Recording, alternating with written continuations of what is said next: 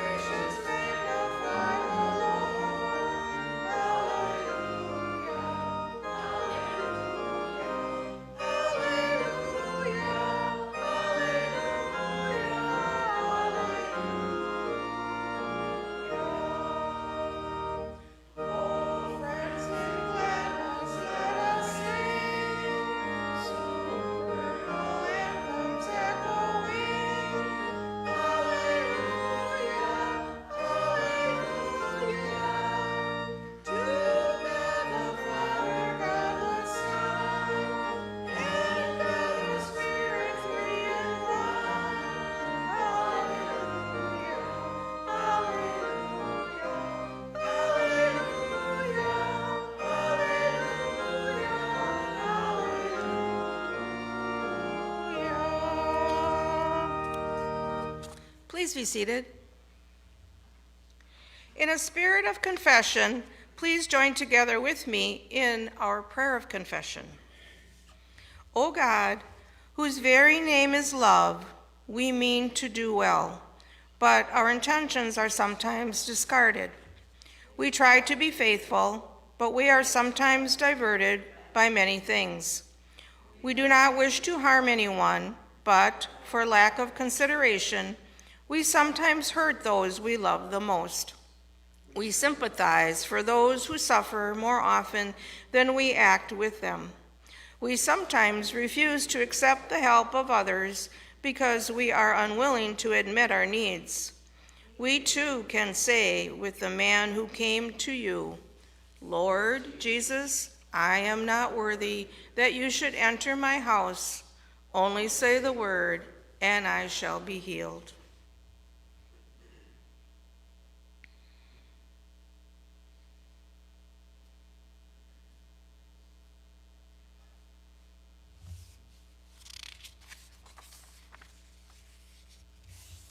Please join me in our assurance of pardon. The good news is that we don't have to depend on ourselves, but on the Spirit of God to give us vitality. Thanks be to God. Amen.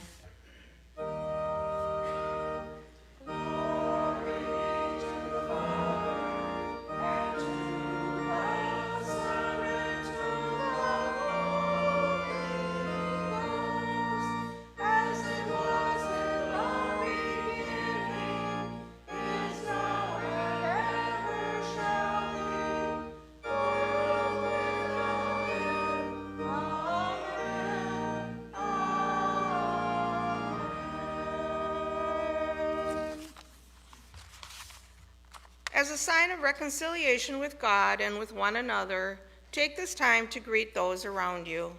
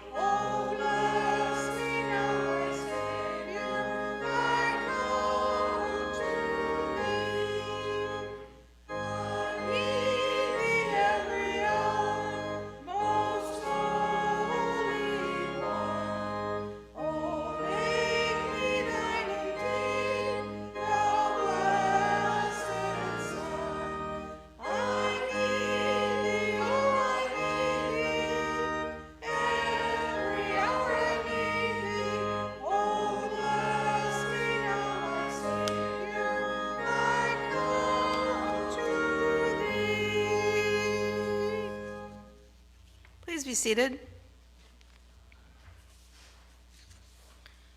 Our Old Testament reading is Psalm 19. The heavens are telling the glory of God, and the firmament proclaims his handiwork.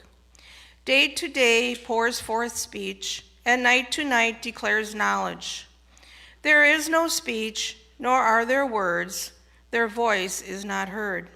Yet their voice goes out through all the earth, and their words to the end of the world. In the heaven he has set a tent for the sun, which comes out like a bridegroom from his wedding canopy, and like a strong man runs his course with joy.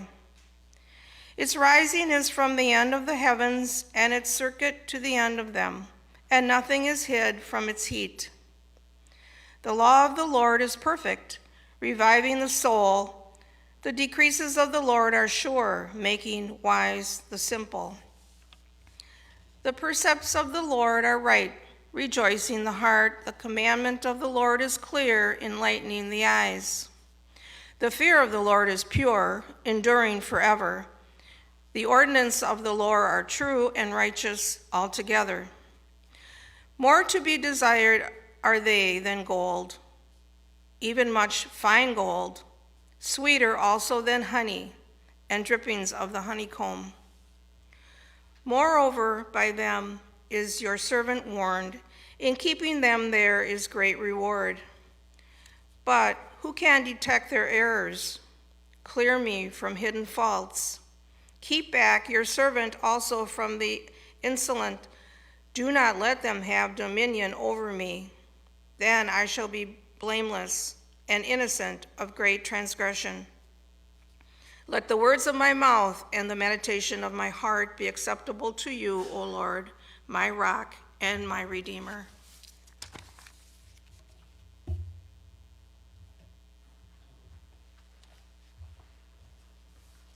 Thank you, Patty. Our gospel reading this morning is Luke chapter 4, verses 14 through 21.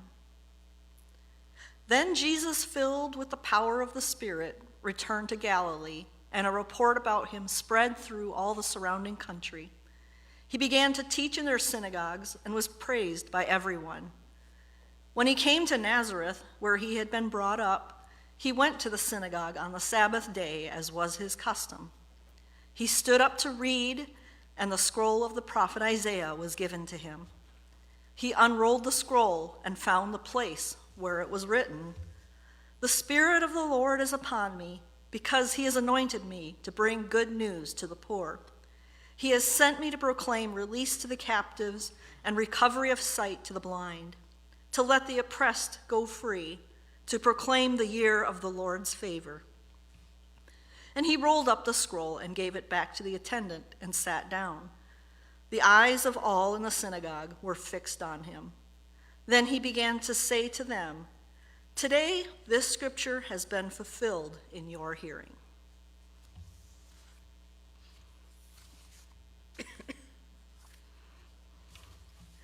The sermon that I'll be reading today, written by Pastor Greg, is "The Dog Loved Cod Liver Oil."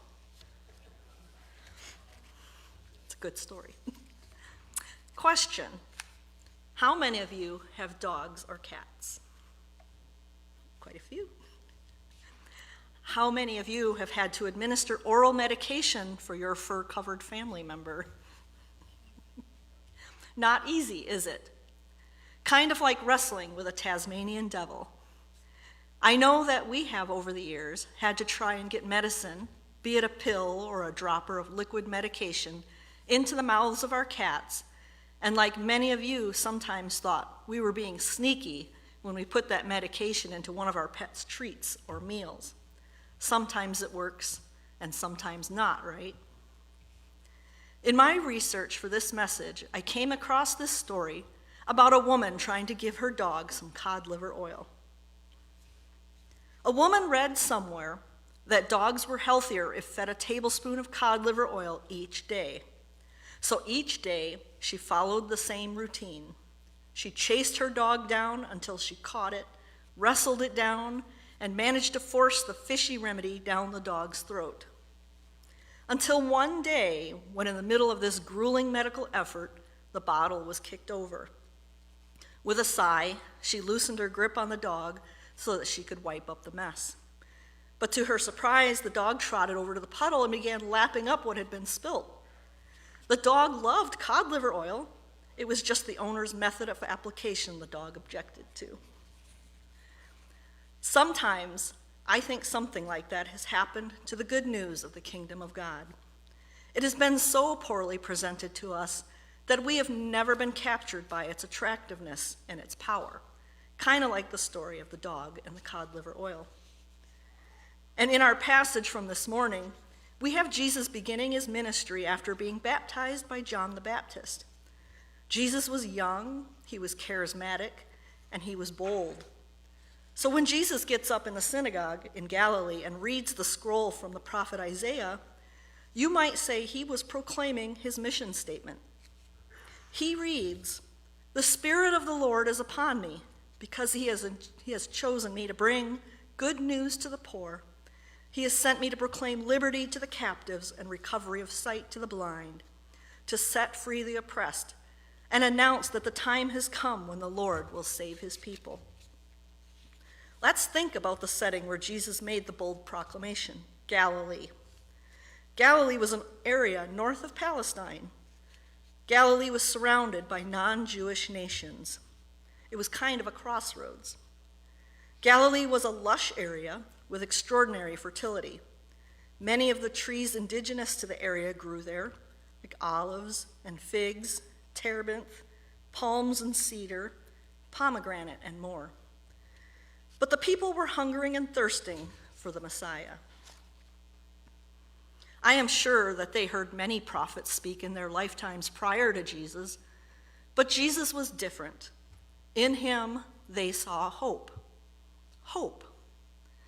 Jesus brought the gospel, good news, hopeful news, and John the Baptist was the preacher of doom.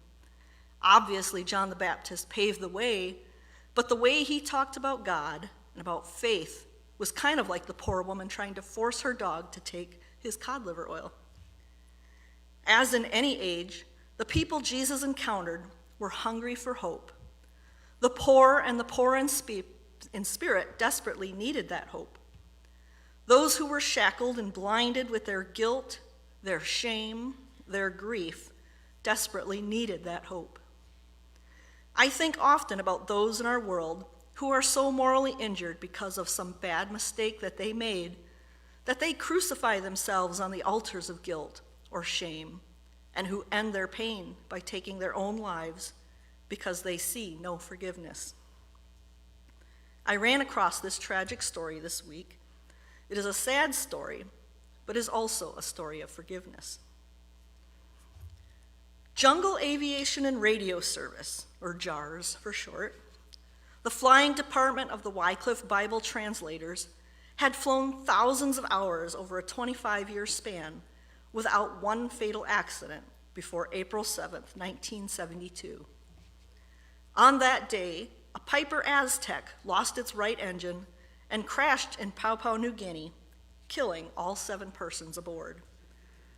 The Aztec had just rolled out of the Wycliffe maintenance hangar the day before, following a 100-hour inspection. The chief mechanic was stunned when he heard the news of the crash. Reviewing in his mind each step he had performed in inspecting that right engine, he suddenly recoiled in horror. He remembered that he had been interrupted while tightening a fuel line and had never returned to finish the job. That faulty connection had allowed raw fuel to spray out and catch fire while the Aztec was in flight. The mechanic's guilt at being responsible for the death of his companions crushed him. For days, he didn't know what to do. The other mechanics tried to help him, as did his own family. But when the family of Doug Hunt, the pilot who was killed in the accident, was preparing to return to their home in New Zealand, the mechanic knew he had to see them, to talk with them, and to beg their forgiveness. He could barely get out the words as he sobbed in their presence. "That hand there," he said, looking at his own right hand, "took Doug's life." Glennis Hunt, Doug's widow, embraced him. "Glennis sat by me and held the hand that took her husband's life," he later wrote. "And another JARS pilot sat on my other side with a demonstration of love, comfort, and forgiveness." This was the most significant first step in the healing process: hope. In the many trainings on critical incident stress and presentations that I offer first responders and other frontline workers and healthcare professionals, I talk about Pandora's box, which holds all the horrific experiences that they have had to respond to. Do you remember the story of Pandora's box in Greek mythology? The lovely Pandora was sent by Zeus to be the bride of Epimetheus. One of Pandora's more endearing charms was her curiosity, but that quality nearly proved to be her undoing. One day, Mercury the messenger sent a box to the young couple.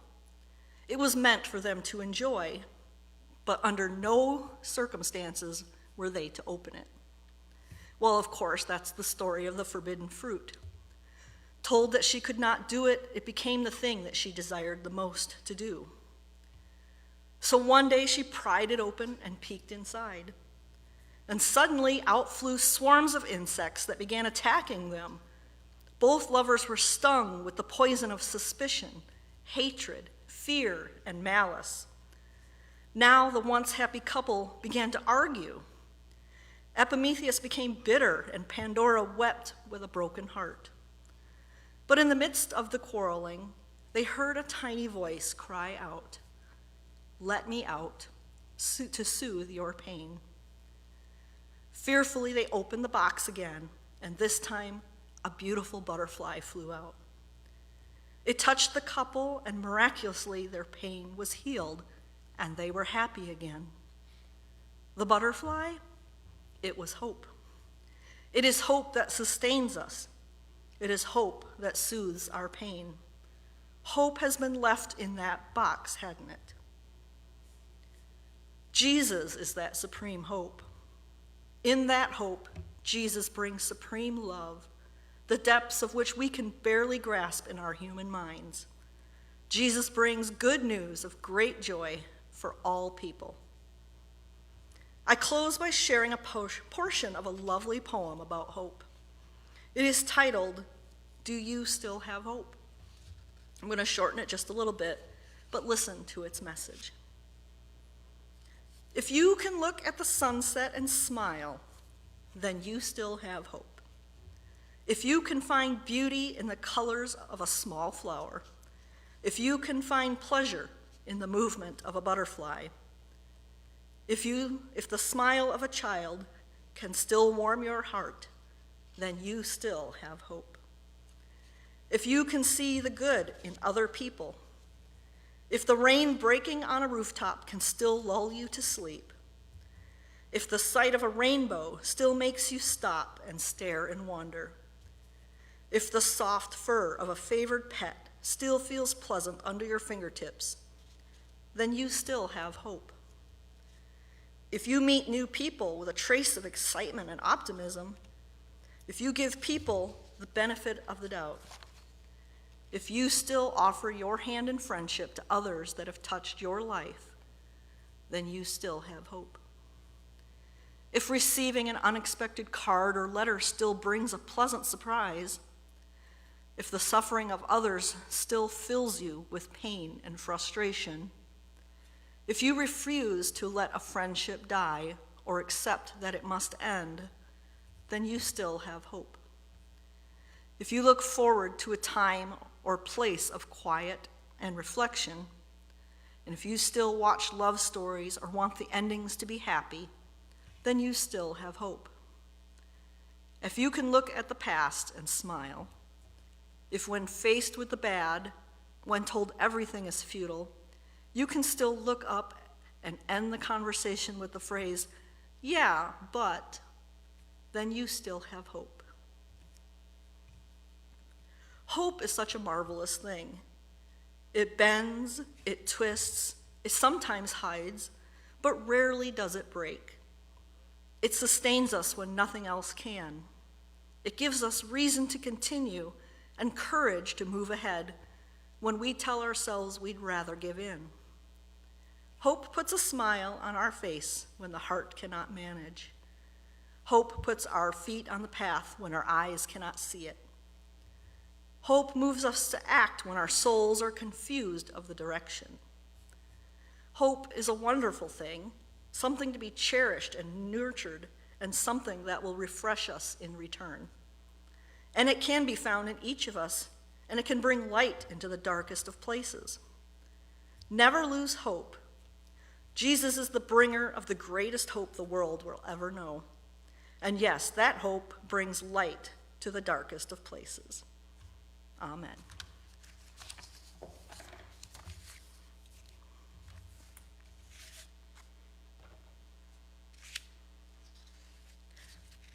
Are there any prayers of joy or concern this morning that you'd like to bring up? Yes, Kay. Prayers for the Americans that are in Israel for their safety. Christ in your mercy. Hear our prayer. Yes, prayers for the safety of the Americans in Israel as well as the Israeli people too. Anybody else? I know we'll say prayers for AJ and his fiance for their wedding this weekend, that everything goes well. Prayers for Pastor Greg and his team that they get home safe. They've been doing a great job over there with what they're doing. So, okay.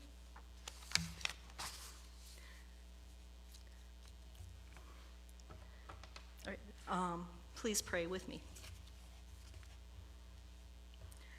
Gracious God, we praise you for the countless blessings which we receive from your hands, the beauties of creation and the bounties of the earth, and the joy of life and the pleasure of friendship, the good of work and the gift of rest, the privilege to share happiness and sorrow with one another.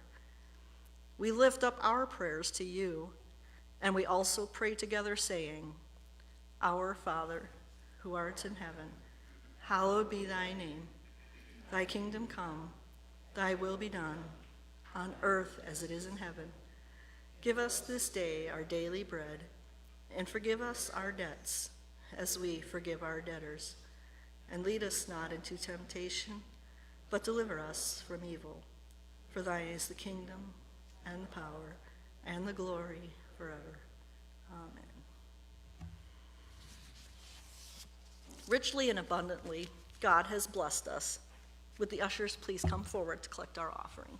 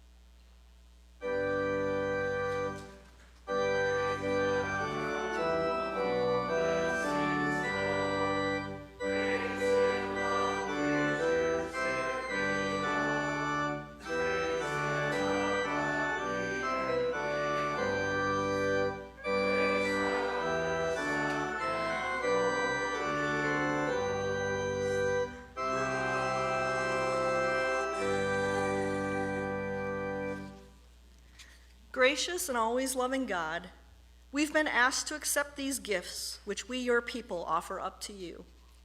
Granted the causes to which they are devoted because of love given to your glory through Jesus Christ our Lord, we pray, we share, and we live. Amen.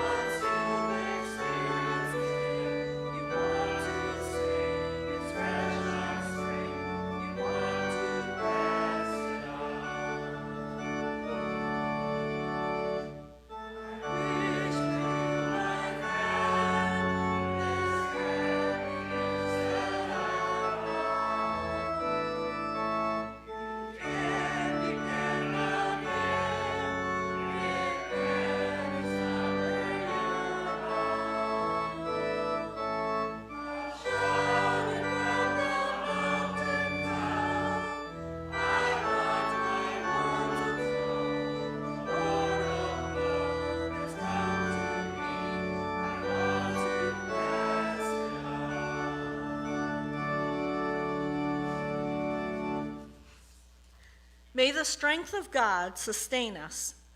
May the power of God preserve us. May the hands of God protect us. May the way of God direct us. And may the love of God go with us this day and forever. Amen.